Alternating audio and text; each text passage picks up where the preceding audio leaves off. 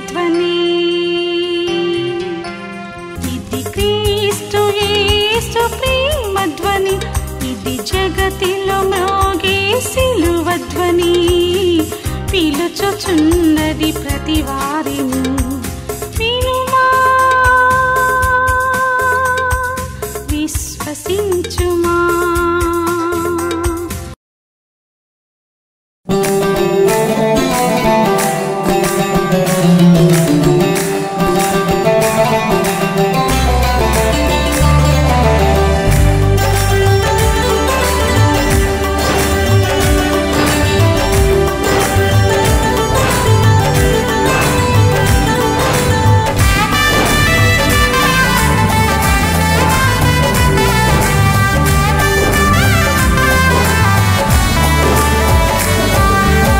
నాదంటూ లోకాన ఏది లేదయ్యా, ఒకవేళ ఉందంటే నీవిచ్చినదే ప్రభువా. నీదే నీదే నాకంతా నీదే, నీదే నీదే బ్రతుకంతా నీదే. నాదంటూ లోకాన ఏది లేదయ్యా, ఒకవేళ ఉందంటే నీవిచ్చినదే ప్రభువా.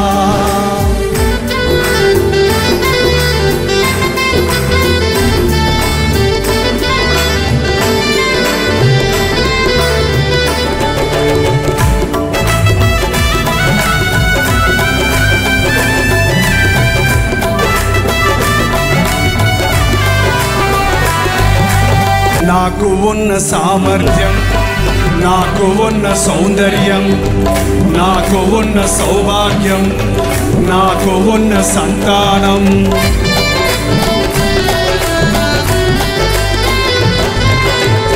నాకు ఉన్న సామర్థ్యం, నాకు ఉన్న సౌందర్యం, నాకు ఉన్న సౌభాగ్యం, నాకు ఉన్న సంతానం, అనుభవించే ఆరోగ్యం, ఆరగించే ఆహారం, అనుభవించే ఆరోగ్యం, అనుభవించే ఆహారం కేవలం నీదేనయ్యా, కేవలం నీదేనయ్యా, కేవలం నీదేనయ్యా. నాకంటూ లోకాన ఏది లేదయ్యా, ఒకవేళ ఉందంటే నీవిచ్చినదే ప్రభువా. నాదంటూ లోకాన ఏది లేదయ్యా, ఒకవేళ ఉందంటే నీవిచ్చినదే ప్రభువా.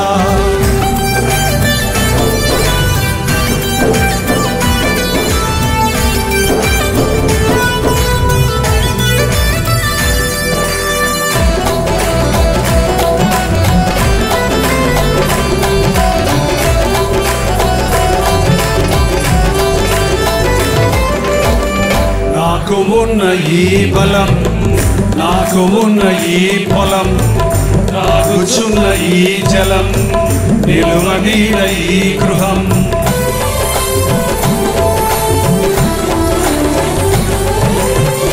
నాకు ఉన్న ఈ పొలం, నాకు ఉన్న ఈ స్థలం, నాకు ఉన్న ఈ జలం, నిలువనీడ ఈ గృహం, నిలిచి ఉన్న ఈ క్షణం, బ్రతుకుచున్న ప్రతి క్షణం, నిలిచి ఉన్న ఈ క్షణం, బ్రతుకుచున్న ప్రతి క్షణం కేవలం నీదేనయ్యా, కేవలం నీదేనయ్యా, కేవలం నీదేనయ్యా.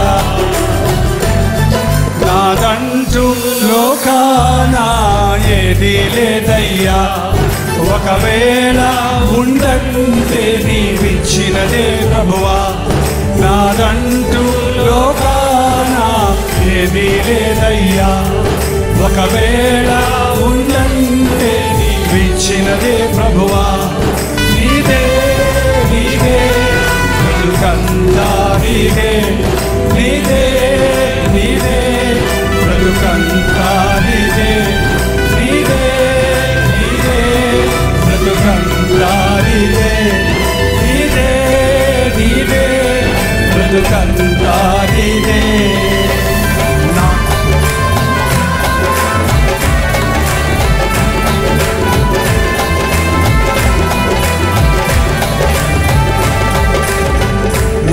ఉన్న ఈ బలం, నాకు ఉన్న ఈ పొలం, తాగుచున్న ఈ జలం, నిలువ నీడ ఈ గృహం,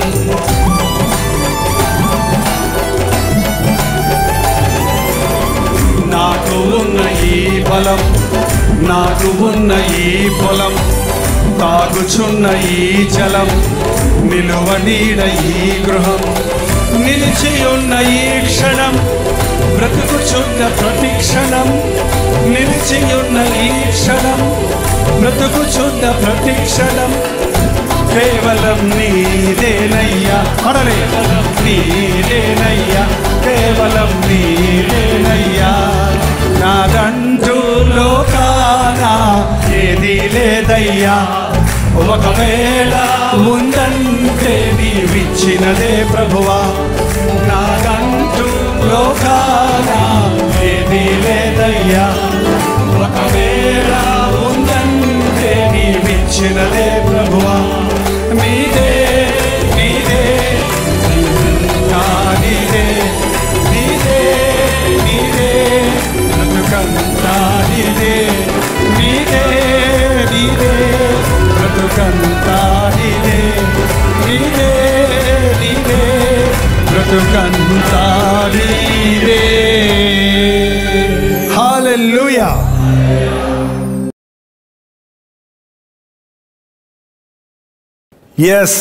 మత్తయి సువార్త 25వ అధ్యాయం 14వ వచనం దగ్గర నుండి చదువుకోబోతున్నాం. పరలోక రాజ్యము ఒక మనుష్యుడు దేశాంతరమునకు ప్రయాణమై తన దాసులను పిలిచి తన ఆస్తిని వారికి అప్పగించినట్లుండును.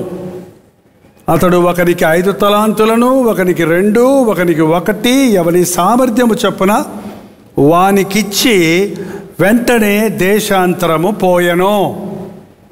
యేసు ప్రభువు చేసిన బోధలు ఉపమానాలతో చెప్పేవాడు ఆయన. ఉపమానము అంటే ఉదాహరణిచ్చి చెప్పేవాడు, అందరికీ అర్థమయ్యే రీతిగా చెప్పేవాడు.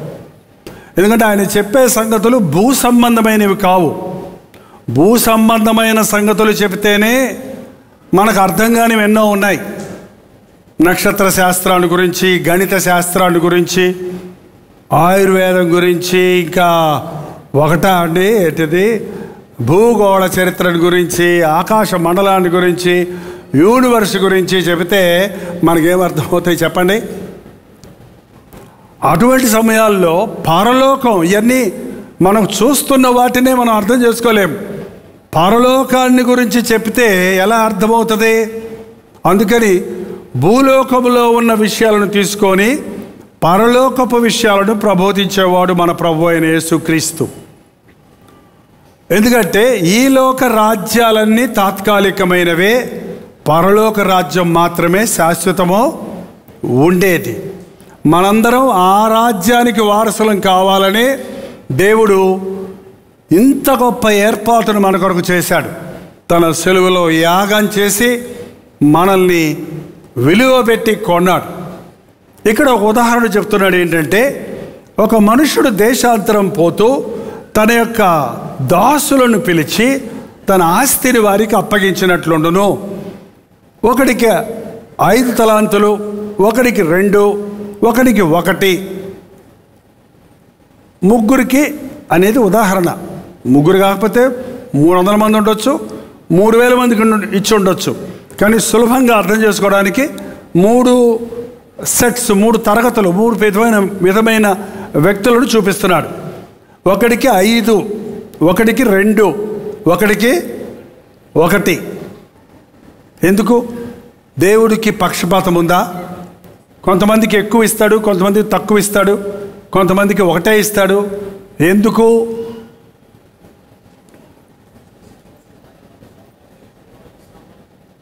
ఆరు చదివి చెప్పేస్తున్నారా? కాదండి. మీరు పిల్లలు స్కూల్కి వెళ్తున్నప్పుడు పాకెట్ మనీ ఇస్తారా? ఎంత ఇస్తారు? మీకు 3 కుమారులు ఉన్నారనుకోండి. ఒకడు కాలేజీలో చదువుతున్నాడు, ఒకడు హై స్కూల్లో చదువుతున్నాడు, ఓ బిడ్డ కిండర్ గార్డెన్ స్కూల్లో చదువుతుంది. ముగ్గురికి ఒకేలాగా ప్రేమించాలి కాబట్టి ముగ్గురికి బైకులు కొనిస్తారా? ముగ్గురికి 300 రూపాయలు ఇస్తారా? ఏం చేస్తారు మీరు? వారికి ఏది అవసరమో, ఏది హ్యాండిల్ చేయగలరో, ఏది వారికి ఉపయోగించుకోగలరో దాన్ని వారికి మీరు ఇస్తారు. అంతే కదా? దేవుడు ఎప్పుడు పక్షపాతం లేదండి. అందుకే మనం ఎవరైనా సరే ఇతరులను చూసి వారికి ఎక్కువ ఇచ్చావు, నాకు ఇవ్వలేదు, వారు బాగున్నారు, నేను చిన్న ఇంట్లో ఉన్నాను, వాళ్ళు పెద్ద ఇంట్లో ఉన్నారు, వాళ్ళు మంచి కారులో తిరుగుతున్నారు, నేను డొక్కు కారులో తిరుగుతున్నాను, వాళ్ళకి 2 అంతస్తుల మేడ ఉంది, నాకు ఒక ఇల్లు కూడా లేదు అని పోల్చుకునేవాడు క్రైస్తవుడు కాదండి. ఇచ్చింది ఏదైనా దాంతో సంతృష్టి కలిగి ఉంటే, ఇచ్చిన దానిని నమ్మకంగా ఉపయోగిస్తే, ఇచ్చిన దాంట్లో మనం నమ్మకస్తులుగా ఉంటే దేవుడు ఖచ్చితంగా ఎక్కువ ఇస్తాడు. ముందు ఒకటిచ్చి చూశాడు, దీంట్లో నమ్మకంగా ఉండు, నీకు ఇంకెన్నో ఇస్తాను. ఇక్కడ 5 అనేది ఇది ఈ తలాంతుల విషయం కాకుండా దేవుడిచ్చేటువంటి వరాలు లేక తలాంతులు లేక ఆస్తిపాస్తులు లేక అనేక రకాలైనటువంటి గుణగణాలు లేక తలాంతులు అంటే నీలో ఉన్నటువంటి సామర్థ్యత, మెరిట్, నీలో ఉన్న ప్రత్యేకతలు ఎన్నో ఉంటాయి కొంతమందికి. వాటిని కాకుండా జనరల్గా మామూలుగా దేవుడు అందరికీ ఇచ్చినవి కొన్ని ఉన్నాయండి. అందరికీ కామన్గా ఇచ్చినవి కొన్ని ఉన్నాయి. ముందు అవేంటో చెప్తారా? సమయం అందరికీ ఇచ్చారా? రాజుకైనా, పేదకైనా, ప్రైమ్ మినిస్టర్కైనా, బెచ్చగాడికైనా 24 గంటలు ఇచ్చాడా లేదా? ప్రైమ్ మినిస్టర్ కాబట్టి ఆయనకి 48 గంటలు, అడుగుతునే వారికి 1 గంట ఇచ్చాడా? అందరికీ ఇచ్చింది సమయం. రెండోది అందరికి ఇచ్చింది ఏంటి? ఫ్యామిలీ. ఫ్యామిలీ ఉన్న వాళ్ళందరూ చేయి చూపించండి. ఓకే, దింపండి. పెళ్ళయ్యాక ఫ్యామిలీ వస్తుందా? పెళ్ళి కాకముందు కూడా ఫ్యామిలీ ఉందా? పెళ్ళయ్యే వరకు అమ్మ నాన్న ఫ్యామిలీలో ఉన్నాం. పెళ్ళైన తర్వాత నీ కుటుంబం, నీ ఫ్యామిలీ, నీకు అందరికి ఇచ్చారా? దేవుడు అందరికీ ఇచ్చింది ఇంకోటి ఏంటి? కుటుంబం. ఎస్, ఇంకోటి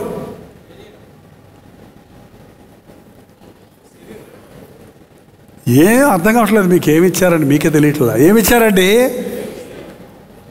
మీ శరీరం. మీ శరీరమైనా పక్క వాళ్ళ శరీరంలో ఉంటున్నారు దెయ్యాల్లాగా. దెయ్యాలకు శరీరాలు లేవండి. మనకేమిచ్చాడు? అద్భుతమైన శరీరాన్ని ఇచ్చాడు. ఇంకేమిచ్చాడు? 1, 2, 3 అయినాయి. ఆయుష్. శరీరం ఉండటమే కాదు, ప్రాణం, ఊపిరి, ఆయుష్ అందరికీ ఇచ్చారు. చచ్చిన వాళ్ళకి అయిపోయింది వాళ్ళకి కదా. ఓకే, ఆయుష్. ఇంకొకటి, అసలు ఈ లోకంలో బతకాలంటే చెప్పండి. అన్బే ప్రధానం అని తమిళ్లో పాట పాడేవాళ్ళమండి. అప్పుడు కొంతమంది పాడేవాళ్ళు, డబ్బే పణమే ప్రధానం, డబ్బే ప్రధానం. డబ్బులు లేకపోతే ఎట్ట బతుకుతావురా? ఆయుష్ ఇస్తే సరిపోద్దా? ఆరోగ్యం ఇస్తే సరిపోద్దా? శరీరం అంటే సరిపోద్దా? కుటుంబం అంటే సరిపోద్దా? కుటుంబాన్ని రన్ చేయాలి కదా, పోషించాలి కదా. దానికి ఏం కావాలి? ఏం కావాలి? డబ్బు కావాలి. ఖచ్చితంగా డబ్బులు కావాలి. ఇండియాలో ఉంటే రూపాయలు కావాలి, అమెరికాలో ఉంటే డాలర్లు కావాలి, ఇంకో చోట ఇంకోటి కావాలి కదా. మరి డబ్బు దేవుడు ఇవ్వలేదా? అక్కడ మాట్లాడతా, డబ్బు మాకు దేవుడు ఇవ్వలేదండి, మేము కష్టపడి సంపాదించుకుంటున్నాం. మాకు కార్పొరేషన్ వాళ్ళు ఇస్తున్నారు, మాకు సెంట్రల్ గవర్నమెంట్ వాళ్ళు ఇస్తున్నారు, మాకు సిమ్సన్ కంపెనీ వాళ్ళు ఇస్తున్నారు, మాకు విజయ హాస్పిటల్ వాళ్ళు ఇస్తున్నారు, మాకు స్టేట్ గవర్నమెంట్ నుంచి ఉద్యోగం, నేను సెక్రటరియట్లో నేను పనిచేస్తున్నాను.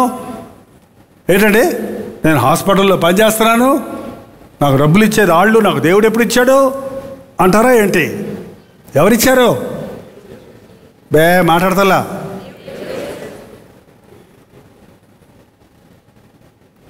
ఇంట్లో ఎవరైనా ఈసారి నా డబ్బు అంటే చెప్పండి, అప్పుడు నాకు వచ్చి చెప్పండి. నా ఈ డబ్బులు, నా డబ్బులు ఇయ్యి అంటారు చూడండి. ఎవరిచ్చారు? అందరికీ డబ్బులు ఉన్నాయా? డబ్బులు లేవండి, డబ్బులు లేవండి. ఎదురుగుండా ఈ ట్రాన్స్పరెంట్ చొక్కా జేబులో కనపడుతూనే ఉంటుంది 2000 రూపాయల నోటు. డబ్బులే లేవు, అదే ఉంది కదా, అదే చిల్లర లేదు, మళ్ళీ ఇటకమ్మస్కా. ఇవాళ డబ్బులే ఉండవు ఎవరి దగ్గర కూడా, కానీ ఏముంటుంది? కార్డు. పరసు తీస్తే 5-6 కార్డులు ఉంటాయి. ఒకటి అప్పుల కార్డు, ఒకటి ఆ బ్యాంకుది, ఒకటి ఈ బ్యాంకుది. ఓకే, దేవుడు అందరికీ ఇచ్చాడండి. కొంచెము పాకెట్ మనీ ఇచ్చారు. మీరు ఉద్యోగం చేయని వాళ్ళు అయితే మీ అమ్మ నాన్న కొంచెం డబ్బులు ఇస్తారా లేదా? ఏమో నువ్వు ఉద్యోగం చేయకపోతే నీకు వంట ఖర్చులకు ఆయన ఇస్తున్నాడా లేదా? ఏదో ఒకటి ఏదో విధంగా మన చేతుల్లోని కొంత డబ్బు వస్తుందా లేదా? వస్తుందా లేదా? ఎలా మన డబ్బును వాడుతున్నాం, ఎలా మన సమయాన్ని వాడుతున్నాం, ఎలా మన ఆరోగ్యాన్ని వాడుతున్నాం, ఎలాగూ మన యొక్క బలాన్ని వాడుతున్నాం, ఎలాగూ మన యొక్క జీవితాన్ని ఉపయోగిస్తున్నాం అన్నది దేవునికి లెక్క చెప్పాలి. మీకు తెలుసా సంగతి? దేవునికి మనం లెక్క చెప్పాలి. అందుకనే ఇచ్చి చూస్తున్నాడు ప్రభు. 5 తలాంతులు ఇచ్చినోడు ఏం చేశాడట? ఆ 5 తలాంతుల్ని 10 తలాంతులు చేశాడు, మల్టిప్లై చేశాడు. మనం ఖర్చు పెట్టేది, కొన్ని ఖర్చు పెట్టింది అయిపోద్ది, కొన్ని పెట్టుబడి పెట్టిన దాన్ని మనం ఎక్కువ చేసుకుంటుంటాం. కొంచెంలో నమ్మకంగా ఉంటే దేవుడు ఎక్కువ ఇస్తానన్నాడు. ఒకసారి ఆలోచన చేయండి, మీ సంపాదన ఎంత, మీ ఖర్చు ఎంత? ముందు డబ్బు వెనక నుంచి ముందుకు వెళ్తున్నాం పోన్లండి. మీ సంపాదన ఎంత, మీ ఖర్చు ఎంత? ఎప్పుడైనా లెక్కలు వేసుకుంటారా? దేవుడిచ్చిన ప్రతి దానికి లెక్క చెప్పవలసినట్లుగా మనం బ్రతకాలి. మీకు ఎవరైనా 1 కోటి రూపాయలు ఇచ్చి ఖర్చు పెట్టుకోపో అంటే ఎలా ఖర్చు పెట్టుకుంటారు? మీ ఇష్టం వచ్చినట్టు ఖర్చు పెట్టుకుంటారు, లేకపోతే దాచిపెట్టుకుంటారు. నీ 1 కోటి రూపాయలు ఇచ్చి నెల రూపాయల్లో ఖర్చు పెట్టేసి నాకు లెక్కలు చూపించు అంటే ఎలా ఖర్చు పెడతారు? ఏది న్యాయమైందో, ఏది అవసరమైందో, ఏది యజమానుడికి సంతోషంగా ఉంటుందో అవి ఆ విధంగా మాత్రమే ఖర్చు పెడతారు. మీలో వ్యక్తిగతంగా ప్రతి ఒక్కరూ మీరే దేవుని సొత్తు కాబట్టి మీ రాబడి అంతా ఆయనదే, ఆయనకు లెక్క చెప్పవలసినట్టుగా వాడాలి. నీకు ఇచ్చిన ఆదాయంలో అనవసరమైన ఖర్చులు, దురభ్యాసాల కొరకు చేసే ఖర్చులు, డబ్బు అనేది ఒక ఉచ్చు. అది ఆశ చూపించి మనల్ని ఇరికిస్తుందండి. డబ్బు విషయంలో ఎప్పుడూ మనం ఆకర్షితులం కాకూడదు, డబ్బుకు దాసులం కాకూడదు, డబ్బుకి లొంగకూడదు, డబ్బును తప్పైన విధములుగా ఆశించకూడదు. లంచాలు తీసుకోవడం, వడ్డీ వ్యాపారాలు చేయటం, అబద్ధపు మోసకరమైన దుర్వ్యాపారాలు చేయటం దేవునికి చాలా అసహ్యకరమైన వాటి. దేవుడిచ్చిన 5 తలాంతులు, 5 రొట్టెలు ప్రభు చేతుల్లో పెట్టాడు. ముందు ఆ బాలుడు ఏమైంది చెప్పండి? ఎంతమంది మీ ఆదాయాన్ని ప్రభువుకి అప్పచెప్పి, ప్రభువా నా జీతం ఎంత, మా రాబడి ఎంత, మా ఖర్చులు ఎంత, బిడ్డలు పెరుగుతున్నారు, ఖర్చులు పెరుగుతున్నాయి, రేట్లు పెరుగుతున్నాయి, నా ఆదాయం ఇంతే ఉంది, మా అధికారులు ఎన్ని సంవత్సరాలు ఉద్యోగం చేసినా జీతాలు పెంచడం లేసే సరిగదా, గట్టిగా అడిగితే ఉన్న ఉద్యోగం పీకేసే తట్టున్నారు, ఈ సమయంలో నేను ఎవరిని నమ్ముకోగలను, ఎవరిని అడగగలను, ప్రభా నువ్వు సహాయం చేయి, నువ్వు దీవిస్తే అది ఎన్నిటన్నిటికీ దీవెన కదా అని ప్రార్థించి మీ డబ్బును ఉపయోగించి చూడండి, సరిపోగా మిగులుతుందండి. కోర్స్ ప్రభుకి ఇచ్చే 10వ భాగం ఆయనకి చెల్లించాలి. అది నీ ప్రేమకు గుర్తు, నీవు దేవుని నమ్ముతున్నావు అనడానికి ఒక గుర్తు. అది అంతే. ఈ రోజున డబ్బు సమస్యల్లో చిక్కుని ఇతరుల ప్రాణాలు తీసేవాళ్ళు ఉన్నారండి, హత్యలు చేసుకునే వాళ్ళు ఉన్నారు, ఆత్మహత్యలు చేసుకొని చచ్చిపోయే వాళ్ళు ఉన్నారు, చిక్కుల్లో పడి బయటపడలేక. డబ్బు కోసం సేవ చేసేవాళ్ళు ఈరోజు చాలామంది కనపడుతున్నారు. డబ్బు సులభంగా డబ్బు సంపాదించుకోవడానికి దేవుని సేవ చేయటం అనుకునే వాళ్ళు కొందరుంటే, దేవుని సేవ చేస్తే ఉన్నది కూడా ఉండదు, కష్టాలు ఎక్కువ అవుతాయని వెనకాడేవారు మరికొందరు ఉన్నారు. ఎస్, డబ్బు మీద ఆధారపడి సేవ చేసేవాడు ఇటన్నా తిప్పలు పడతాడు, అటన్నా చిక్కుల్లో పడతాడు. కానీ దేవుని మీద ఆధారపడితే దేవుడు సహాయం చేస్తాడు. రెండవది, దేవుడు మనకిచ్చింది సమయం. 24 గంటలు. ఒక మనిషి 60 సంవత్సరాలు బతికితే 20 సంవత్సరాలు నిద్రపోతున్నాడంట. మీకు ఎప్పుడైనా తెలుసా ఈ సంగతి? 60 సంవత్సరాల్లో 20 సంవత్సరాలు ఎందుకు అయిపోతుంది?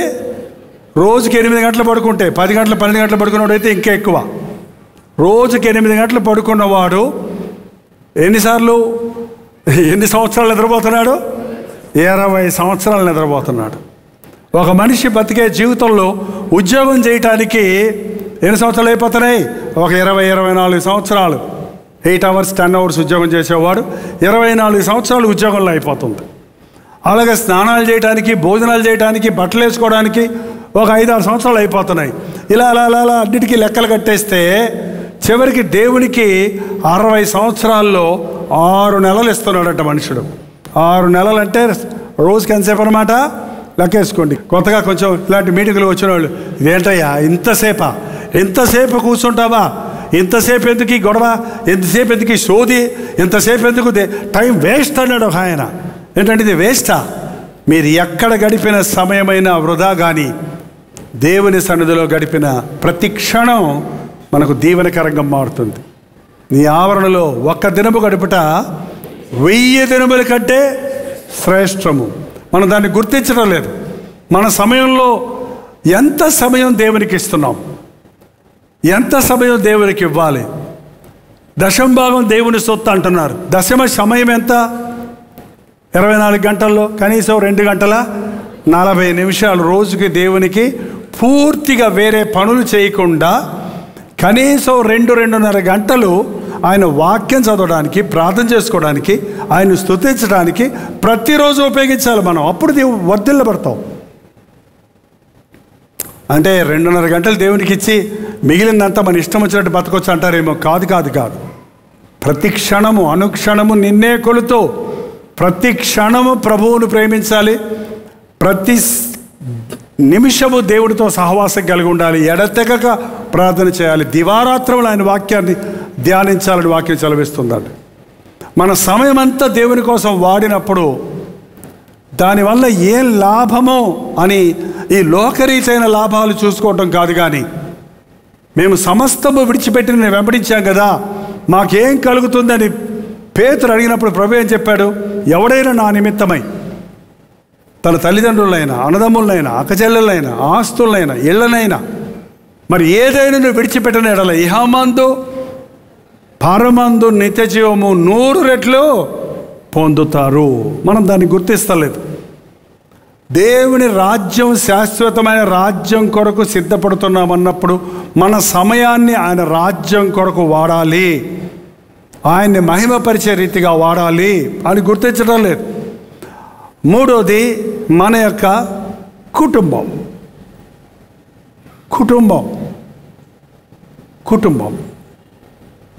చాలామందికి ఇల్లులు ఉన్నాయి కానీ కుటుంబాలు లేవు. నిజం చెప్పండి, దేవుని సన్నిధిలో చెప్పండి. మీరు ఎప్పుడైనా మీ భార్యను చూసి నువ్వు నాకు దొరికినందుకు చాలా సంతోషం అని చెప్పారా? కొంతమంది తలకాయ ఊపుతున్నారు. మీరు ఎప్పుడైనా అమ్మా మీరు మీ ఇంటి యజమాని చూసి ఏమండి ఎక్కడ దొరికేవారో బాబు రాక్షసులాగా అనకండి. ఒకప్పుడు రాక్షసుడే, ఒకప్పుడు తాగుబోతే, ఒకప్పుడు వ్యభిచారే, ఒకప్పుడు దొంగే, ఒకప్పుడు పనికిమాలినోడే. కానీ ప్రభువుని ఎరిగిన కుటుంబాల్లో ఆ పలుకులు ఉండవు. ప్రభువుని ఎరిగిన తర్వాత భార్యాభర్తల్లో ఐక్యత వస్తుంది, ప్రేమ వస్తుంది. మా నాన్నగారు అమ్మగారికి మధ్యలో చాలా గొడవలు ఉంటాయి. ఒకప్పుడు మారు మనసు పొందకముందు, మారు మనసు పొందిన తర్వాత వాళ్ళిద్దరూ చిలక గోరెంకలు అయిపోయారు. ఏంటంటే ముసలోళ్ళు అయిపోయిన తర్వాత కూడా ఆయన ఎంతో ప్రేయసిని పిలిచినట్టు పిలుస్తాడు. చిలక ఏమండి అంటే భలే నేర్చుకోవచ్చురా బాబు, ఫ్యామిలీస్ అందరికీ చూపించాలనుకునేవాడిని. ఇవాళ భార్యను పేరు పెట్టి పిలవరు సరిగదా. ఇదిగో నిన్నే షో ఏంటది బుస్సు అంటారేటండి భార్యని. చక్కగా ప్రేమగా పిలుచుకోండి. ఇతర దేశాల్లో అయితే హనీ ముని అంటారట. Honey I can't live with you, I give you divorce అంటాడట. హనీ అంటనే ఉంటాడు, నీతో బతకలేని పొమ్మ అంటుంటాడట. ఇది ఒక బూటకం, నోటితోటి మాత్రమే ప్రేమ. మనకి నోటితోనూ ప్రేమ లేదు, క్రియల్లో మనసులో ఉంటుంది. ఉంటే ప్రేమగా పిలవండి, ప్రేమగా ఇదిగో ఇదిగో నిన్నే పోనీ ఎర్రమైన పిలవండి, కానీ ప్రేమగా పిలవండి. ఏమండి, ఇప్పుడు స్త్రీలు ఇంతకుముందు మన భారతదేశంలో తెలుగుదేశంలో తెలుగు మాట్లాడే వాళ్ళందరూ తప్పకుండా భర్తను కూలి పని చేసుకునేవాడైనా కూటికి లేనుడైనా భర్త దగ్గరకు వచ్చేటప్పటికి రోడ్లో పడదు, ఒరే పరాయి అనిపించుకున్నా భార్య దగ్గరికి వచ్చేటప్పటికి ఏమంటుంది తెలుసా అండి, భార్య ఏమండి అంటది. కానీ ఇప్పుడు అట్లేదు, నిన్నే అంటున్నారమ్మా. ఈ మెడ్రాస్ తెలుగు వాళ్ళంతా అంతే, ఇదిగో నువ్వే అంటారు. అనకండి, కొంచెం రెస్పెక్ట్ ఇవ్వండి. మీ ఇంటిలో అయినా ఆయనకి పాపం జ్ఞానమేమండి. ఎక్కడ బయటకు పోతే మర్యాద లేదు, బయటకు పోతే సంతోషం లేదు, బయటకు పోతే ఎవరు లెక్క చేయటం లేదు. కనీసం ఇంటికి వస్తే నువ్వు ప్రేమగా మాట్లాడితే ఇంకెంత బాగుంటుంది, ఆయనకి ఎంత ఆదరణ ఉంటుంది. మీ ఇద్దరు ఒకటైతే దేవుడి నామానికి ఎంత మహిమ వస్తుంది, దేవుడు మిమ్మల్ని ఎలాగ ఆశీర్వదిస్తాడో చూడండి. కుటుంబాన్ని అనుభవించమన్నాడండి దేవుడు, ఆనందించమన్నాడు. కుటుంబము ఒకరికొకరు తోడుగా ఉండటానికి, ఒకరు బలహీనలైతే ఇంకొకరు బలపరచుతారు, ఒకరు కృంగిపోతే ఇంకొకరు ఆదరించడానికి. కొన్నిసార్లు భర్త కృంగిపోతాడు, భార్య ఆదరించాలి. కొన్నిసార్లు భార్య కృంగిపోతే భర్త ఆదరించాలి. కొంతమంది పిల్లలు ఉన్నారు, దేవుడు పిల్లల్ని ఇచ్చినప్పుడు అసలు పిల్లలు లేని గృహాల్లో ఎంతోమంది దిగులు పడుతుంటారు. ఎందుకు? పిల్లలు ఉన్నప్పుడు ఆ ఇంటిలో ఉన్న కళ, ఆ ఇంటిలో ఉన్న ఆనందం ఎంత చక్కగా మనసుకు సేద తీర్చబడుతుంది. ఇది కుటుంబం దేవునికి ఇచ్చాడు. కుక్కలకి నక్కలకి కుటుంబాలు లేవండి, వాటికి సంబంధాలు లేవు. వాటికి ఎక్కడ ఒక గూడు లేదు. వాటికి ఎక్కడ పడితే అక్కడ, ఎట్ట పడితే అట్ట పంది పిల్లల్ని కంటది, అవి పెద్ద ఎడుదారు అటు పోతాయి, అటు దానికి తిరిగి సంబంధం లేదు.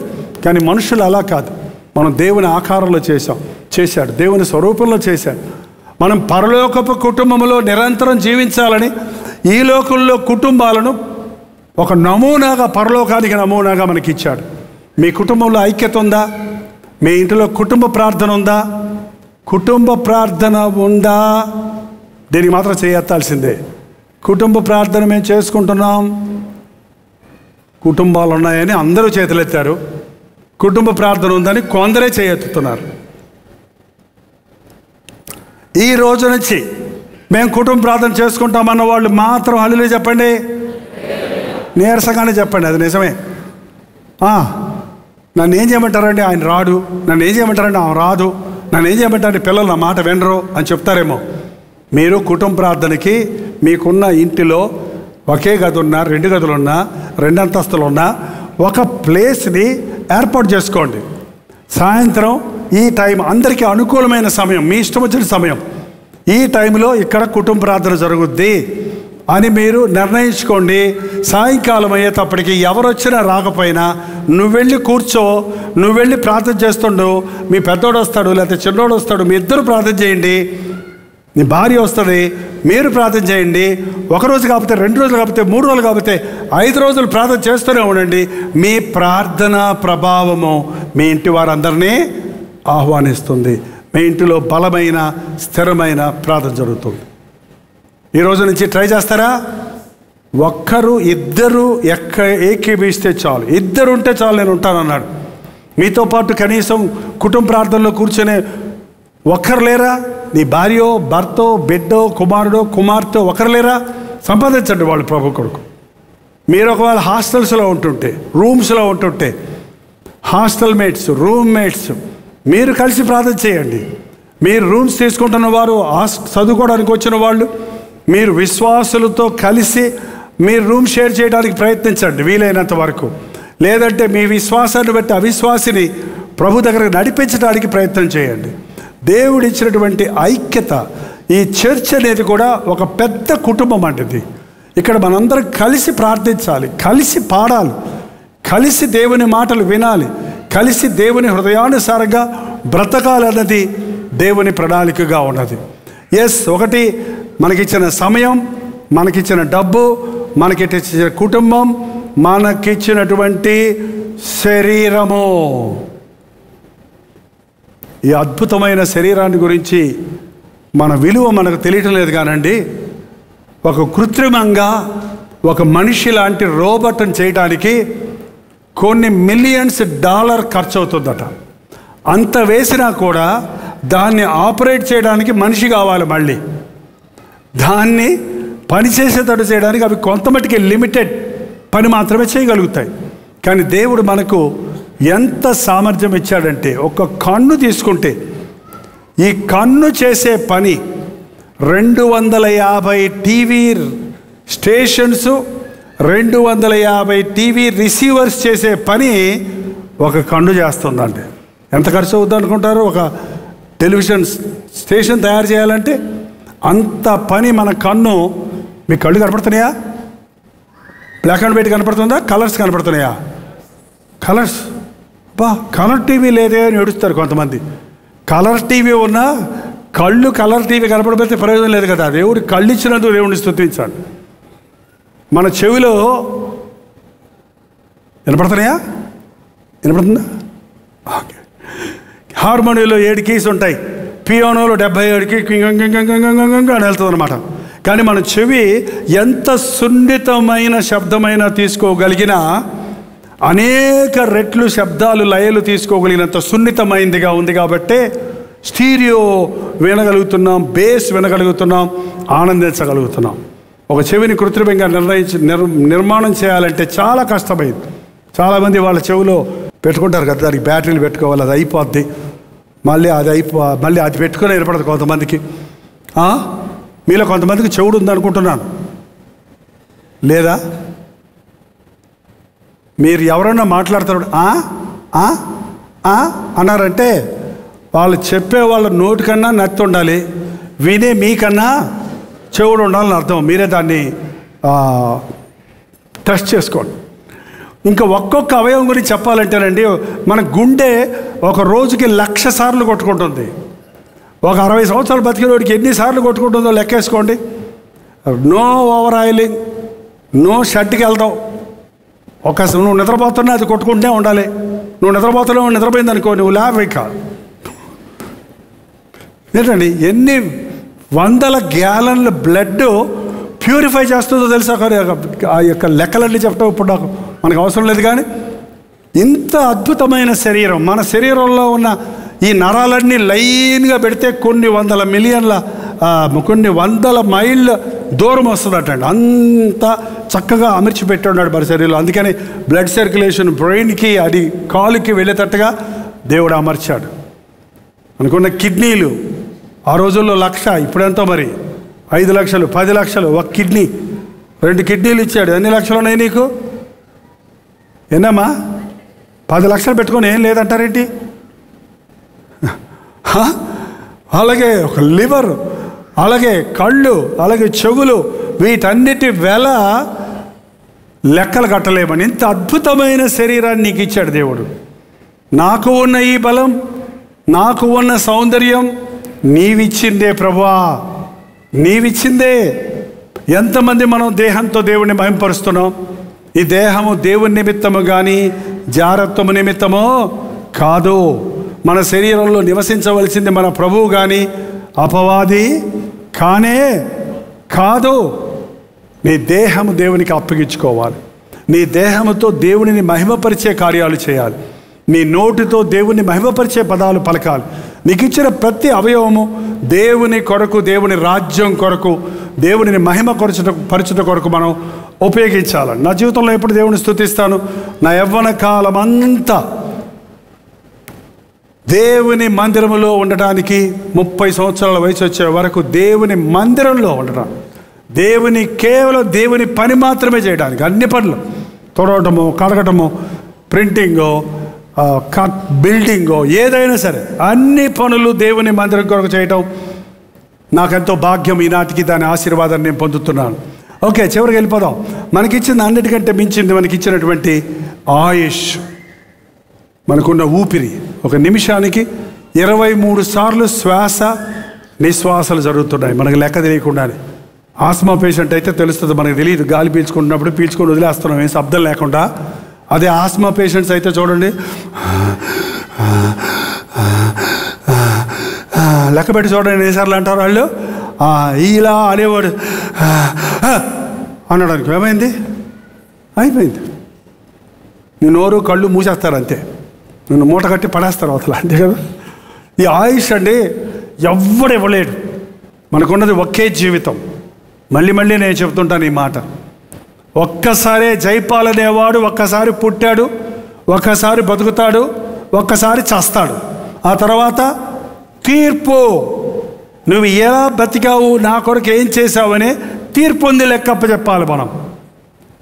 కాబట్టి మనం బతికే బతుకులో ఏం చేస్తున్నాం, దేవుని కోసం ఏం చేస్తున్నాం, శాశ్వతమైనది ఏం చేస్తున్నాం, దేవుడు మెచ్చేవి ఎన్ని చేస్తున్నాం, దేవునికి ఇష్టలుగా ఎలా బ్రతుకుతున్నాం అన్నది మనం పరిశీలించుకోవాలండి. ఇష్టానుసారంగా మనం బ్రతికేసి తెల్లారుతుంది, రాత్రి అవుతుంది, తింటున్నాం పడుకుంటున్నాం, ఖర్చు పెడుతున్నాం, వస్తున్నాయి, అయిపోతున్నాయి, ఏ గురి లేకుండా, ఏ ధ్యాస ఏ ప్లాన్ లేకుండా, ఏ పద్ధతి లేకుండా చేసేవాళ్ళు ఎంతోమంది ఉన్నారండి. అలాంటి వారు దేవుడు లెక్క అడిగినప్పుడు ఏం చెప్తారు?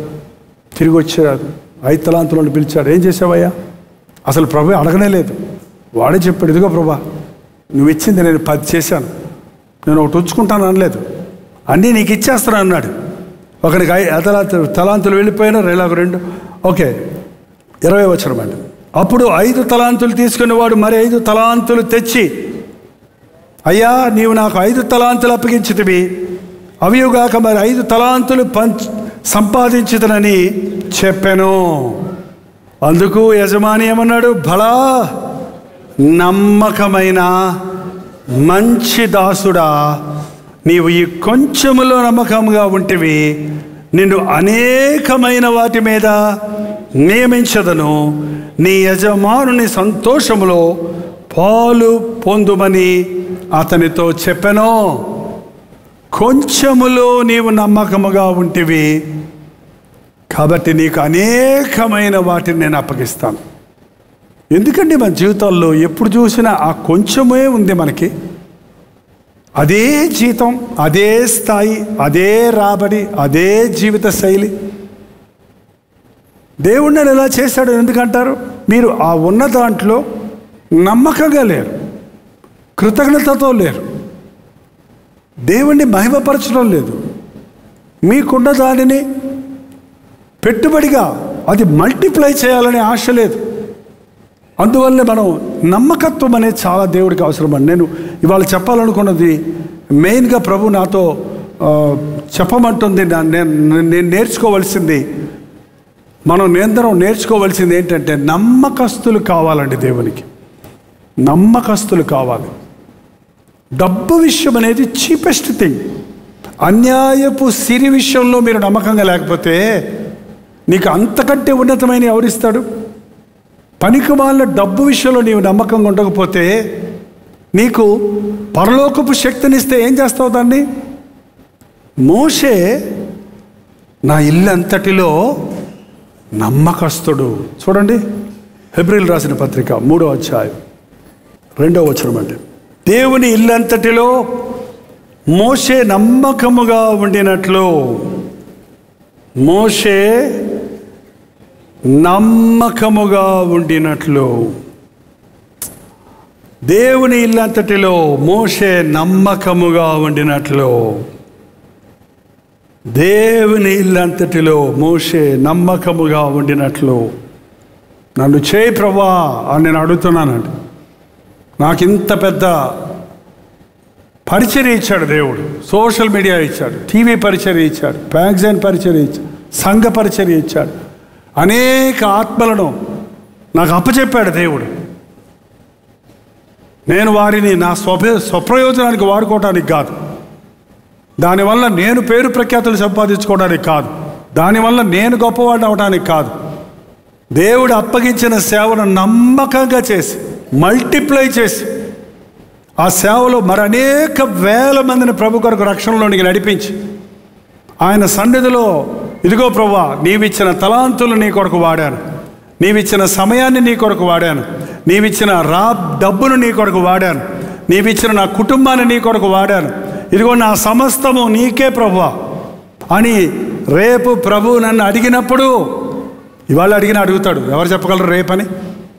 ఆయన ముందు నేను నిలబడ్డప్పుడు, ఆయన వచ్చి నన్ను అడిగినప్పుడు ఏం చేసావు జైపాల్ నాకు నువ్వు అని అడిగితే నేను సిగ్గుపడవలసిన అవసరం లేకుండా ఉంటే నేను ధన్యుడండి. ఇదిగో ఆయన నువ్వు చేసిన దాన్ని నేను నమ్మకంగా చేశాను, మనుషులు మెచ్చుకుంటే ప్రయోజనం లేదు. ఆ పాస్టర్ గారు మంచోడు, ఆ పాస్టర్ గారు చెడ్డోడు, ఇలా ఇదే పెద్ద పుకార్లు, ఇవాళ ఫేక్ న్యూస్లు, ఈ యొక్క సోషల్ మీడియాలో ఏదో ఒక మెర్సల్స్ అవుతూనే ఉంటాయి ప్రతి వారి మీద. కానీ మనుషులు పొగిడినా, మనుషులు నొచ్చుకున్నా మెచ్చుకున్నా నేను లెక్క చేయనన్నాడు డేవిడ్ బ్రైడర్ అనే భక్తుడు. నా దేవుడు నన్ను మెచ్చుకుంటే చాలు, నా దేవుని ముందు నేను యథార్థంగా బ్రతకాలి, నా దేవునికి నేను లెక్కప్ప చెప్పాలి.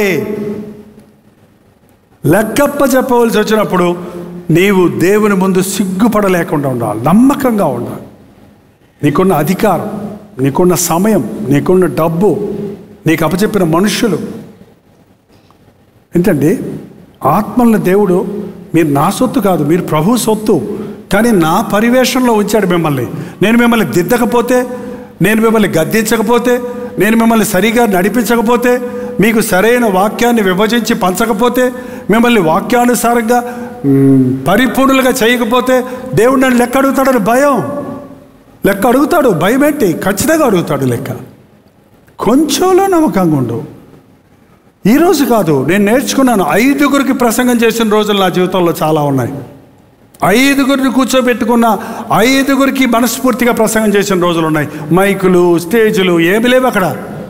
ఆ సందులోకి వెళ్ళి, ఆ గొంతులోకి వెళ్ళి, ఆ ఇంటిలోకి వెళ్ళి అక్కడ కూర్చొని 5గురిని మనస్ఫూర్తిగా పలకరించి, మనస్ఫూర్తిగా ప్రార్థించి, వారి యోగక్షేమాలు తెలుసుకొని వారి కోసం ప్రార్థించి వారిని ప్రభు దగ్గరకు నడిపించిన సంభవాలు మీరే చెప్పగలరు. మీలోనే ఉన్నారు అనేక మంది. 10 సంవత్సరాలు గొప్ప సేవ చేసిన తర్వాత మళ్ళీ కాపురం వెళ్ళిన తర్వాత మళ్ళీ ఆ పల్లెటూరులో 5 మందికి, 10 మందికి, 30 మందికి, 50 మందికి ప్రసంగం చేసినప్పుడు కూడా నమ్మకంగా ఈ సేవ చెయ్యను, ఇలాంటి సేవ నాకు వద్దు, నేను మళ్ళీ మెడ్రాస్ వెళ్ళిపోతా, లేకపోతే ఇంకో చేసుకుంటా, నేను అది చేస్తా, వాళ్ళందరూ ప్రసంగానికి పిలుస్తున్నారు, అక్కడికి వెళ్తే నాకు మంచి ఘనత వస్తుంది, ఇక్కడికి వస్తే నన్ను బాగా చూసుకుంటారు. మీకు తెలుసండి, ఆ మధ్య కొంత సిక్ అయినప్పుడు కొందరు సేవకులు నన్ను పిలిచారు. ఇంకెంతకాలం మీరు కష్టపడతారు, మా దగ్గరకు వచ్చేయండి, మీకు అన్నీ మేము ఫెసిలిటీస్ అన్నీ చేస్తాం, మిమ్మల్ని బంగారంలో చూసుకుంటాం అన్నాడు. బాబోయ్, బంగారంలో చూసుకుంటాడట. తుడిచి దారిలో పెడతారనమాట బంగారం. వద్దు నాయన, నాకు కాలు చేయి ఆడుతుంది, నా ప్రభు కొరకు నేను ఊపిరి ఉన్నంత కాలం ప్రయాసపడతాను. ఒకరోజు అడుగుతాడండి దేవుడు, నన్ను కూడా అడుగుతాడు. నిన్ను అడుగుతాడు. నన్ను 5 తలాంతుల గురించి అడగచ్చు, నిన్ను 1 తలాంతు కూడా ఇచ్చి అడగచ్చు. నీకో చర్చి ఇచ్చాను, నీకో తలాంతు ఇచ్చాను, నీకో సంఘం ఇచ్చాను, నీకో సేవకుడిని ఇచ్చాను, నీకోసం నా ప్రాణం ఇచ్చాను, నీ మీద నేను దృష్టి ఉంచాను, నువ్వు నా కోసం ఏం చేశావు అడుగుతాడు. 5 తలాంతులోని అడిగాడు, 2 తలాంతులోని అడిగాడు, 1 తలాంతులోని అడిగాడు. 5 తలాంతులోడేమో ఇదిగో 5 అన్నాడు. 2 తలాంతులోడు ఏమన్నాడు? ఇదిగో 2 అన్నాడు. 2 తలాంతులు ఇచ్చిన వాడు ఏమన్నాడు చూడండి.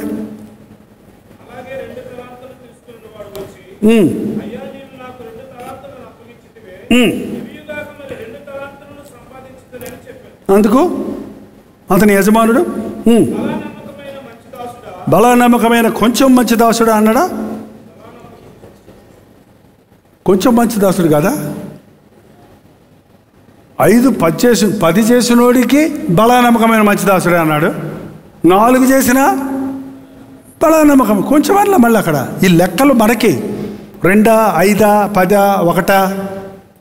ఎన్ని సంఘాలు ఉన్నాయి మీకు? ఎన్ని ప్రసంగాలు చేశారు మీరు? ఎన్ని పాటలు పాడారు మీరు? ఎన్ని పెళ్ళిళ్ళు చేశారు మీరు? ఇవాళ పాస్టర్ గారులకు ఇదే పెద్ద డిగ్రీ. 736 పెళ్ళిళ్ళు చేశాను బ్రదర్ నేను అన్నాడు ఆయన వచ్చి. ఎన్ని కుటుంబాలు కలిసి ఉన్నారో అని అడగాలనుకున్నాను నేను. పెళ్ళిళ్ళు చేయడం నా భయం. ఒకవేళ పెళ్లి చేస్తే వాళ్ళు జీవితకాలం అంతా కలిసి ఉండే వరకు ప్రార్థించడం నా బాధ్యత నేను గుర్తించి నేను తక్కువ మందికే పెళ్లి చేశాను. ఇంతవరకు దేవుని మహాకృప వలన నేను చేసిన పెళ్ళిళ్ళు చేసిన వాళ్ళందరూ కలిసి జీవిస్తున్నారు. ఒకళ్ళిద్దరు విడిపోయి కొన్ని 7-8 సంవత్సరాలు విడిపోయారు ఒక కుటుంబం, భార్యాభర్తలు ఇద్దరు. ఏంటి ప్రభా నేను చేశాను పెళ్ళి మధ్యవర్తిగా, నేను లెక్క చెప్పాలి నీకు ఆ కుటుంబం కోసం అని నాకు గుర్తొచ్చినప్పుడల్లా ప్రార్థన చేస్తూనే ఉన్నాను. ఒకరోజు నాకు వినబడింది ఏంటంటే 7 సంవత్సరాల తర్వాత భర్తలు ఇద్దరు సమాధానపడి కుటుంబంగా కట్టబడి చక్కటి బిడ్డలకు తల్లిదండ్రులు అయ్యారు. ఇప్పుడు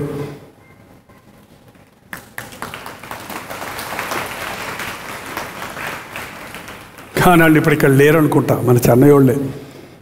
ఓకే, ఇంకా కొన్ని కుటుంబాలు మధ్య మధ్యలో కలహాలు వచ్చినాయి, భేదాలు వచ్చినాయి.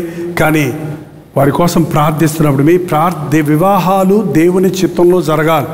ఒక బిడ్డకు పేరు పెడితే ఆ బిడ్డ కొరకు జీవితకాలం అంతా ప్రార్థన చేయాలనేది నా భారం అండి. ఊరక పేరు పెట్టి పంపించేయటం కాదు. దేవుడికి లెక్క చెప్పాలి. నువ్వు పేరు పెట్టిన వాళ్ళు ఎంతమంది పరలోకంలో ఉన్నారు, నువ్వు బాప్తిసం ఇచ్చిన వాళ్ళు ఎంతమంది పరలోకంలో ఉన్నారు, నువ్వు పెళ్లి చేసిన కుటుంబాల నుంచి ఎంతమంది దైవజనులు లేచారు, నువ్వు ప్రార్థించిన వారిని ఎంతమందిని పరిపూర్ణులు చేశావు అని రేపొద్దున దేవుడు లెక్క అడిగినప్పుడు నేను సరిగా లెక్కలు చెప్పకపోతే బలా నమ్మకమైన మంచి దాసుడా అని కాదు, పోనీలే నమ్మకమైన మంచి దాసుడా అని కాదు, పోనీలే దాసుడా వచ్చే నా రాజ్యానికి అనడు. కానీ ఏమంటాడు తెలుసండి, ఒక చలాంతి ఇచ్చినోడిని ఏమన్నాడు తెలుసండి, సోమరివైనా చెడ్డ దాసుడా. ఒరే సోమరోడా, నిర్లక్ష్యపరుడా, అజాగ్రత్త పరుడా, విశ్వాసం లేనివాడ. ఒక తలాంతి అంటే ఊరికి వచ్చింది అనుకుంటున్నావా నీకు? ఒక తలాంతి ఇస్తే కృతజ్ఞత లేకుండా వాడికి 5 ఇవ్వాలా, వీడికి 2 ఇవ్వాలా, నాకు 1 ఇచ్చాడా, ఏం చేసుకోమంటావు దీన్ని? నాకెందుకు వచ్చిన కూడా నీతోటి? నువ్వు ఎలాగో వస్తావు, నువ్వు మళ్ళీ లెక్కలు అడుగుతావు, నాకు తెలుసులే. నువ్వు ఇచ్చిన దాన్ని నేను ఏదైనా చేస్తే కూడా నువ్వు ఇచ్చేయమంటావు, మళ్ళీ నాకేం ప్రయోజనం? ఇదే కొంతమంది అండి, నేను దేవుని కోసం ఎంత సేవ చేస్తే నాకేం ప్రయోజనం? కష్టపడి సంఘాన్ని కడితే సంఘం వదిలిపెట్టి పో అంటే రాళ్ళ దెబ్బలు తిని నానా తిప్పలు పడి కాపురంలో సంఘం కట్టామండి. ఆత్మలు సంపాదించాం, ఒక్కొక్క ఇంటికి తిరిగి చర్చి కట్టబడింది, మందిరం కట్టబడింది, మనుషులు మారారు. మంచి ప్రభు అన్నాడు, పో చెన్నై ఇవ్వమన్నాడు. అరే వీళ్ళందరినీ వదిలిపెట్టి ఎట్లా పోవాలి? పో. ఇంకో సేవకుడికి అప్పచెప్పి వచ్చేసాను. ఈ చెన్నైలో పాత 10 సంవత్సరాలు సేవ చేసిన తర్వాత నీలగిరి కొండలకు పొమ్మన్నప్పుడైతే అసలు ప్రాణం పెట్టి చేశాను ఆ రోజుల్లో సేవ, ఎవరిస్తుడుగా ఏడ్చుకుంటూ పోయాను. నేను ఏమీ అర్థం కాలేదు నాకు. ఆ తర్వాత నాకు అర్థమవుతుంది, ఇప్పుడు మెచ్యూరిటీ వచ్చింది కాబట్టి స్పిరిచువల్గా వదిలిపెట్టలేకపోయాము ఆ రోజుల్లో. పో, నీ సేవ కాదు ఇది, నేను అప్పచెప్పిన సేవ, చెయ్యమనంతా సేపు చెయ్యి, వద్దంటే వదిలిపెట్టావు. ఇంకో చోటుకి పొమ్మంటే పో. ఫిలిప్పు మంచి సేవ చేస్తున్నాడు, గారడీ వాడు అనుకొని అందరు గారడీ దగ్గర పోయినాడు. ఫిలిప్ సువార్త ప్రకటిస్తుంటే గారడీ వాడి బ్యాచ్ అంతా ఖాళీ అయిపోయింది, అందరు ఫిలిప్ దగ్గరకు వచ్చేసాడు. సామరయ్యలో గారడీ వాడు కూడా వచ్చి బాప్తీసం తీసేసుకున్నాడు. ఊరంతా మారిపోయింది. రాళ్ళ దెబ్బలు కాదు కదా, పళ్ళ పలహారాలతో నిండిపోయాడు. సడన్గా ఒకరోజు చెప్పాడు, ఫిలిప్ నువ్వు అరణ్య మార్గంలో పరిగెత్తు, రథం వెళ్తుంది అక్కడ పరిగెత్తు. ఏంటి ప్రభా, ఇంత మంచి ఊరంతా మారింది, సంఘం అంతా వదిలిపెట్టి నేను ఎక్కడికి పోమంటావు? పేతురు వ్యవహారాలు చూసుకుంటాను, నువ్వు పోయాడా? పోలేదా? నేను బాను, నేను యేసుప్రభు సంఘం కాకపోతే లూసిఫర్ సంఘం పెట్టుకుంటాను, నేను ఇక్కడే ఉంటా. ఇవాళ అదేనండి చాలామంది చేసే పని. వెళ్ళిపోయాడు, అక్కడ ఒక ఆత్మను సంపాదించాడు, నపుంసకుల అధిపతిని సంపాదించాడు. చరిత్ర చెబుతుంది అతడు వెళ్ళి ఆ దేశం అంతటిని, ఐథియోపియుడైన వాడు, ఇవాళ ఆఫ్రికన్స్లో చాలామంది విశ్వాసులు క్రిస్టియన్స్ ఉండడానికి కారణం ఆ రోజు నయమాను వెళ్ళి చెప్పిన సాక్ష్యం. ఆ రోజు ఇతను ఇథియోపియాలో ఉన్న వారు చెప్పిన తర్వాత మిషనరీలు వెళ్ళిన తర్వాత ఈరోజు క్రిస్టియన్ సింగర్స్, స్పోర్ట్స్ మ్యాన్స్ ఇవాళ ఆఫ్రికన్స్ అరణ్యంలో కీకారణ్యంలో బ్రతికే మూర్ఖమైన జనాంగాలు ప్రభువుని నమ్ముకోగలిగారు. దేవుడి ప్రణాళికలు వేరండి. దేవుడు చెప్పింది చెప్పినట్టు చెయ్యాలి. దేవుడు మెచ్చేటట్టుగా మనం బ్రతకాలి. దేవుడు నమ్మకస్తుల కోసం ఎతుకుతున్నాడు. బలా నమ్మకమైన మంచి దాసుడా, ఆ మాట ఎప్పుడు వినపడద్దా, ఎప్పుడు నన్ను ప్రభు పిలుస్తాడా అని ఆశ కలిగిన వాడిగా నేనున్నానండి. అంతవరకు నమ్మకంగా ఉండాలి. మన డబ్బు విషయంలో, మన సమయం విషయంలో, మన శరీరాన్ని ఉపయోగించుకునే విషయంలో, మన కుటుంబం విషయంలో, మన ప్రాణం ఊపిరి దేవునిది అన్న సంగతి మనం గుర్తుపెట్టుకోవాలి. మోషే ఇల్లంతటిలో నమ్మకస్తుడు. మళ్ళొక్కసారి అడిగి వెళ్దామని 2వ వచనం 3:2 దేవుని ఇల్లంతటిలో మోషే నమ్మకస్తుడు అయినట్టు ఈయన కూడా తన్ను నియమించిన వానికి నమ్మకముగా ఉండెను. ప్రతి ఇల్లును ఎవడైనా ఒకరి చేత కట్టబడను, సమస్తమును కట్టినవాడు దేవుడే. ఇంటికంటే దానిని కట్టినవాడు ఎక్కువ ఘనత పొందినట్లు ఈయన మోషే కంటే ఎక్కువ మహిమకు అర్హుడిగా ఎంచబడెను. ముందు చెప్పబోవు సంగతులకు సాక్షార్థముగా మోషే పరిచారకుడై ఉండి దేవుని ఇల్లంతటిలో నమ్మకముగా ఉండెను. మోషే ప్రవక్త అనలేదు ఇక్కడ, నాయకుడు అనలేదు ఇక్కడ. ఏమంటున్నాడు? పరిచారకుడుగా ఉండి దేవుని ఇల్లంతటిలో నమ్మకముగా ఉండెను. మోషే పరిచారకుడుగా ఉన్నాడు. అంతే.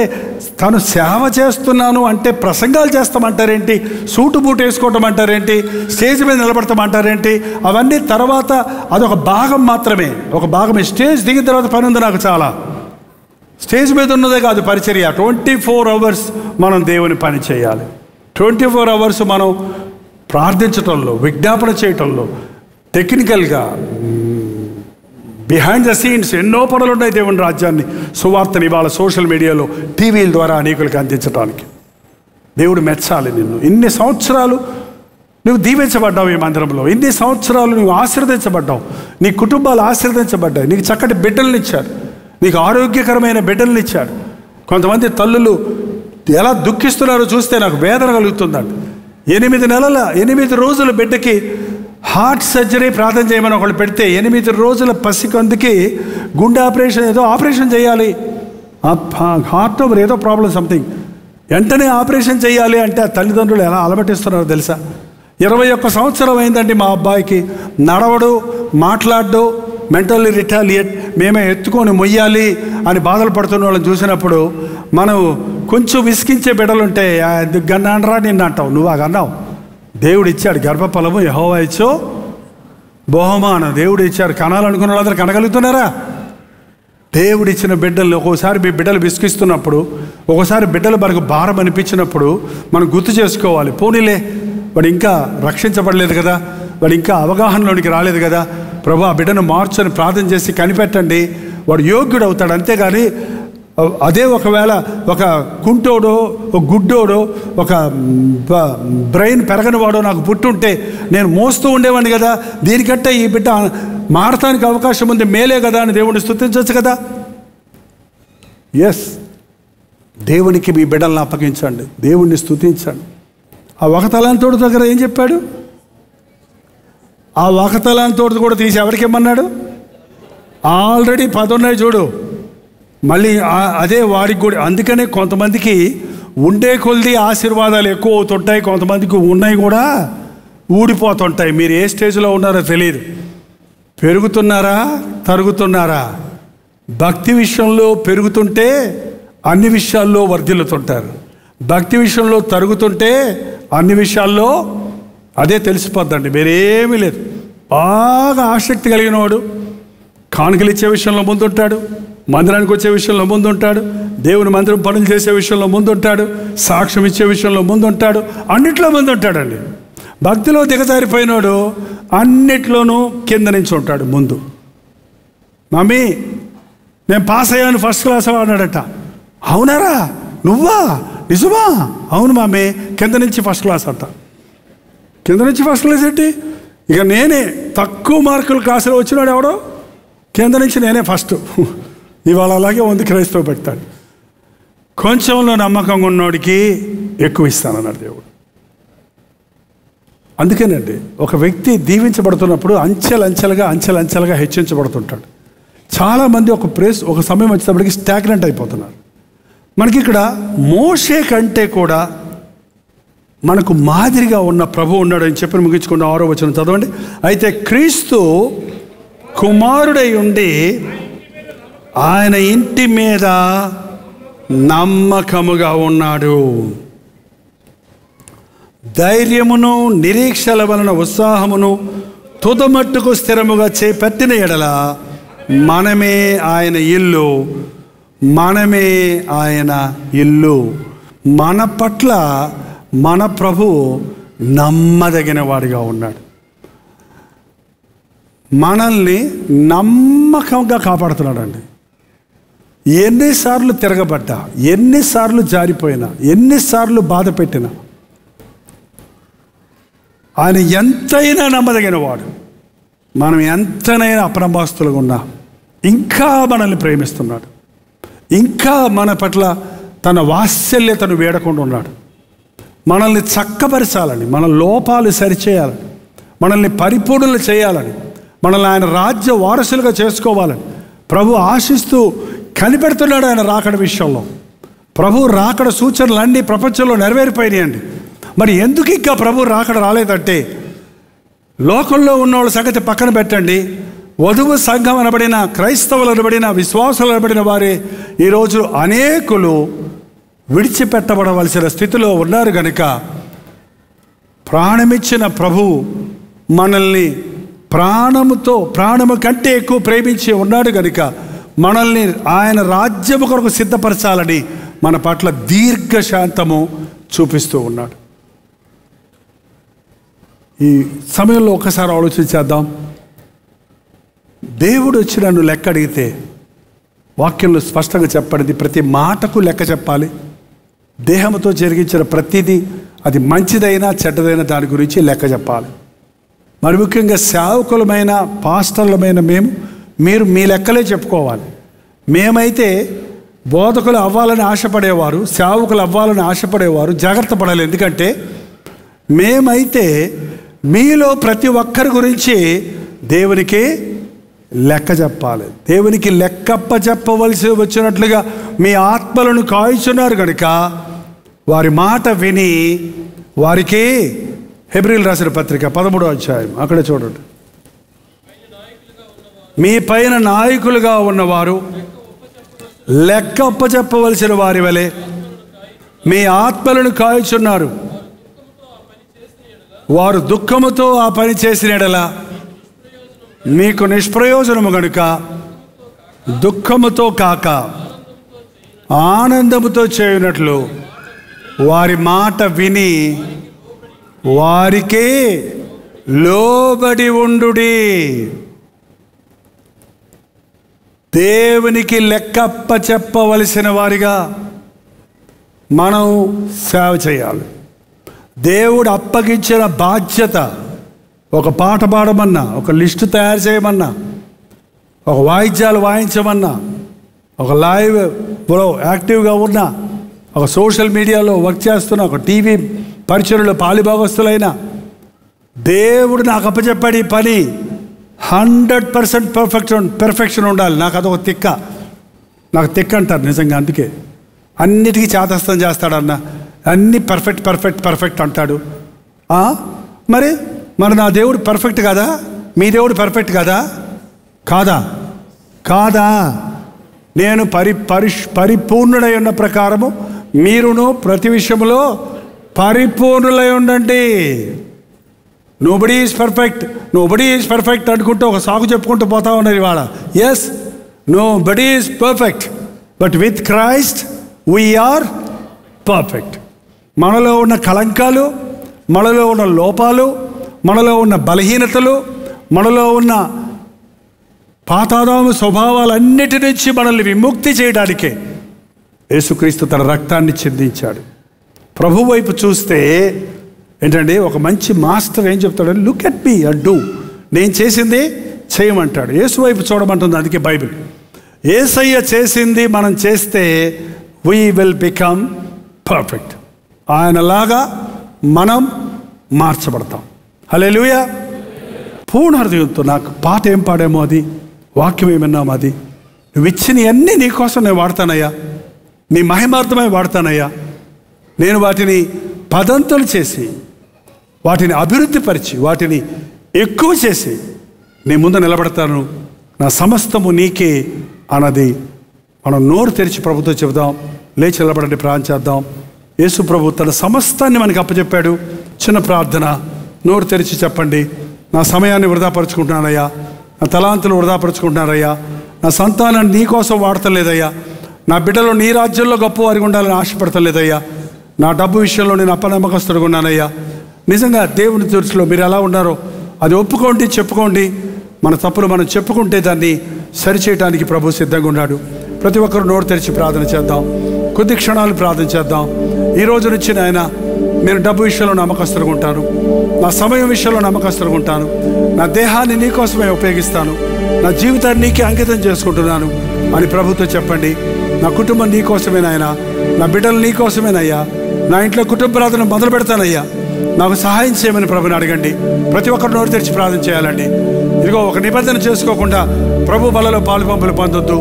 ఒక నిబంధన చేసుకోండి. ఈ రోజున దేవుడు ఎక్కడుగుతాడు? ఒక రోజున ఆయన ముందు నిలబడాలి. మనం ఏం చేసావు నా కోసం అంటే ఏ సమాధానం చెప్తావు? నిన్ను రక్షించుకున్నానే, కోట్లాది విలువ కంటే ఎక్కువైన ఆత్మ రక్షణ ఇచ్చాను నీకు. ఆ రక్షణ ఏం చేసావు నువ్వు? నీ రక్షణ సాక్ష్యాన్ని ఏం చేసావు? కొంచెం కింద మంచం కింద పెట్టుకున్నావా? నీ రక్షణ సాక్ష్యాన్ని పంచి ఎవరినైనా రక్షణలోనికి నడిపించావా? ఇతరులకు మాదిరిగా ఉన్నావా? నీ చేతిలో ఉన్న డబ్బు విషయంలో నమ్మకంగా ఉన్నావా? నీకు ఇచ్చిన అధికారం విషయంలో నమ్మకంగా ఉన్నావా? నీకు ఇచ్చిన ఆధిక్యత విషయంలో నమ్మకంగా ఉన్నావా? ప్రభు మనల్ని అడుగుతాడండి. ఇప్పుడే పరిశోధించుకుందాం, మన లెక్కలు సరి చేసుకుందాం. లేదంటే ఒకరోజు దేవుడు లెక్క చూసి ముగిస్తాడు. మెనేమెనెటికేలు ఫారసి, నిన్ను తాసులో తోచగా నీవు తక్కువగా కనపడితివి,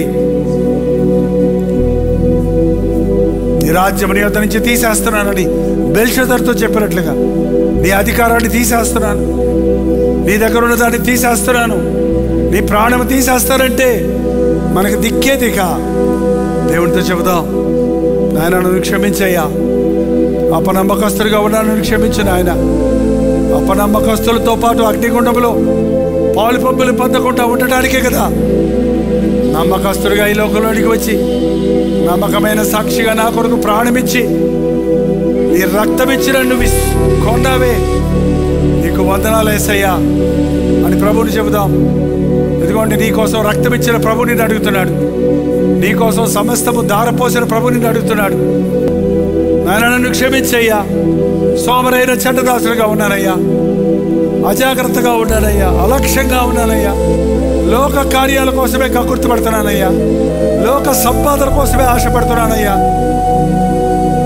నీవిచ్చిన రక్షణ మూలబెట్టి నీవిచ్చిన వరాలను వ్యాపారం కోసం వాడుతున్నాను, దుర్వ్యాపారం కోసం వాడుతున్నాను, డబ్బు సంపాదన కోసం వాడుతున్నాను, పేరు ప్రఖ్యాతుల కొరకు వాడుతున్నాను. నన్ను క్షమించయ్యా అని ప్రభు దగ్గర చెబుదాం. సహోదరి ప్రార్థించు. నీ కుటుంబాన్ని కట్టుకుంటున్నావా? నీ బిడ్డలు దైవ భయంలో పెంచుకుంటున్నావా? నీ బిడ్డలు దేవుని రాజ్యంలో గొప్పవారిగా ఉండాలని ఆశిస్తున్నావా? నీ సమయాన్ని సద్వినియోగపరుచుకొని దినమంతటిలో దేవుని కొరకు ఏదైనా చేయగలుగుతున్నావా? ప్రతి ఒక్కరు నోరు తెరిచి ప్రార్థన చేయండి. అలా నమ్మకమైన మంచి దాసుడా, అలా నమ్మకమైన మంచి దాసురాలా అని ప్రభువు మెప్పు కొరకు కనిపెట్టాలని ఆశపడదాం. ఒకే జీవితం మనకి ఇవ్వబడింది. ఈ జీవితాన్ని ప్రభు కొరకు ఉపయోగిద్దాం. పరిశుద్ధుడా, ప్రేమగల తండ్రి, ఒక్కసారి మమ్మల్ని చూడు నాయన. లైవ్లో జూమ్లో ఏకీపిస్తున్న వారిని చూడయ్యా. ఎన్నో దీవెనలు మేము పొందామయ్యా. 5 కాదు 10 కాదు, కోట్లాది ఆశీర్వాదాలు మేము అనుభవిస్తూనే ఉన్నామయ్యా. అనుక్షణము నీవు మమ్మల్ని కాపాడుతున్నావు, సజీవులుగా ఉంచున్నావు, ఆయుష్నిచ్చున్నావు, ఆరోగ్యం ఇచ్చున్నావు, కుటుంబాన్ని ఇచ్చున్నావు. మా అవసరతలు తీరడానికి మాకు డబ్బునిస్తున్నావయ్యా. అది నీ చేతి నుంచి వచ్చిందని నమ్ముతున్నామయ్యా. నీ సన్నిధిలో నిలబడిన మమ్మల్ని నీ ఆత్మతో అభిషేకించుము. నీకు ఇష్టలుగా బ్రతుకుటకు, నిన్ను సంతోషపరచుటకు, నీ నామాన్ని నీ మహిమపరచుటకు మా ఒక్కొక్కరికి సహాయం చేయి. క్రీస్తు నామములో అడుగుచున్నాను తండ్రి, ఆమేన్. దేవుని స్తోత్రం. మీరు విన్న వర్తమానం మీకు ఆశీర్వాదకరంగా ఉంటే, మీ ప్రార్థన అవసరతల భారాలు ఉంటే 954041 నెంబర్కి ఇప్పుడే ఒక టెక్స్ట్ లేక వాయిస్ మెసేజ్ ద్వారా వాట్సాప్ పంపించండి. మీ వాట్సాప్లన్నీ పరిశీలించి మేము ప్రార్థిస్తున్నాం. ప్రభు అద్భుతంగా మనకు జవాబులు ఇస్తున్నాం. మీరు ఇతర దేశాల్లో ఉంటే 91001008 నెంబర్కి మీ ప్రార్థన అవసరతలు పంపించాం. ఉచితమైతే రేపు ఉదయం 7 గంటలకు అనుదిన ధ్యానంలో మళ్ళీ కలుసుకుందాం. అంతవరకు దేవుని మహాకృప మీకు తోడేడు గాక.